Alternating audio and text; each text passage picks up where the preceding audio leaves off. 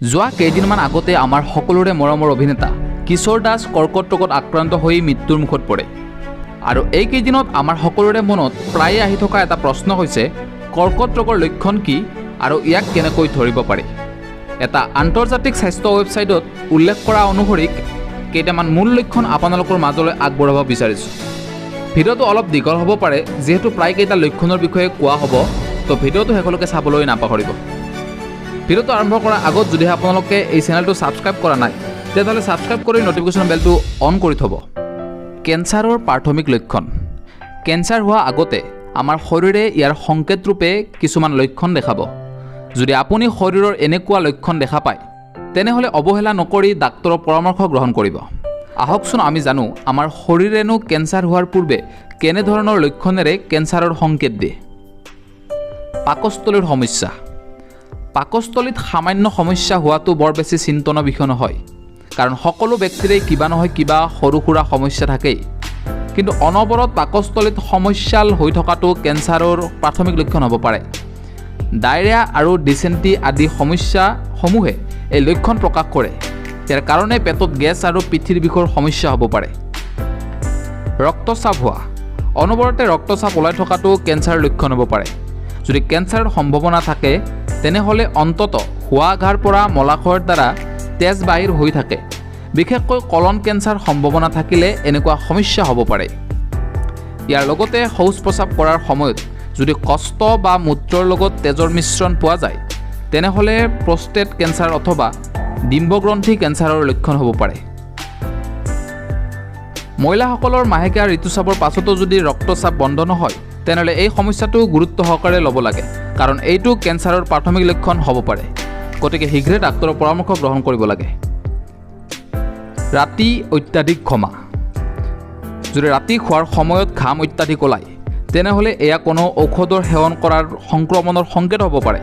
যদি সমস্যা ধাৰাবাহিকভাৱে কেইবা সপ্তাহলৈ হৈ থাকে আৰু শৰীৰৰ ঘাম ওলোৱা বন্ধ নহয়, তেনেহ'লে আপুনি যিমান সোনকালে পাৰে ডাক্তৰৰ পৰামৰ্শ গ্ৰহণ কৰক। গাৰ বিষ হোৱা আৰু দুৰ্বল অনুভৱ হোৱা।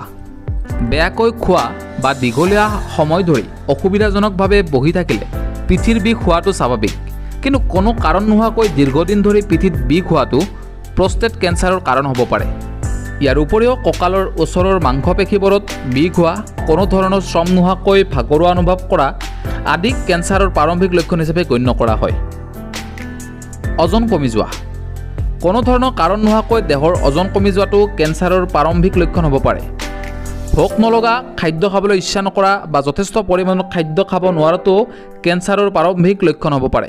একেৰাহে কাহ হোৱা আৰু খাদ্য খাওঁতে বিষ অনুভৱ কৰা, ঠাণ্ডা আৰু ফ্লুৰ উপৰিও ধূমপান কৰা লোকৰ কাহ আহে, কিন্তু যদি কোনো কাৰণ নোহোৱাকৈ একেৰাহে কাহি থাকে, তেনেহ'লে ই হাওঁফাওঁ কেঞ্চাৰৰ লক্ষণ হ'ব পাৰে। যদি কাহৰ সৈতে তেজ ওলাই আহে, তেনেহ'লে ডাক্তৰৰ কাষ চাপিব। ডিঙিৰ বিষ হ'লে, খাদ্য খাবলৈ কষ্ট পালে আপুনি নিশ্চিতভাৱে ডাক্তৰৰ পৰামৰ্শ গ্ৰহণ কৰক। বুকুৰ জ্বলা-পোৰা হোৱা আৰু বদহজমি। বুকুৰ জ্বলা-পোৰা হোৱা আৰু বদহজমি এই দুই সমস্যাই সৰ্বসাধাৰণতে হৈ থকাটো এক সাধাৰণ সমস্যা। কেতিয়াবা বেছিকৈ খাদ্য খালে, মছলাযুক্ত খাদ্য খালে এনেকুৱা হয়। এইটো এটা সাধাৰণ সমস্যা, কিন্তু যদি এই সমস্যা ধাৰাবাহিকভাৱে হৈ থাকে, তেনেহ'লে খাদ্যনলীত বা পাকস্থলীত কেঞ্চাৰ হোৱাৰ সম্ভাৱনা থাকে। গতিকে এনে সমস্যা হ'লে অৱহেলা নকৰি ডাক্তৰৰ পৰামৰ্শ গ্ৰহণ কৰিব লাগে। সঘনাই জ্বৰ হোৱা আৰু ইনফেকশ্যন হোৱা।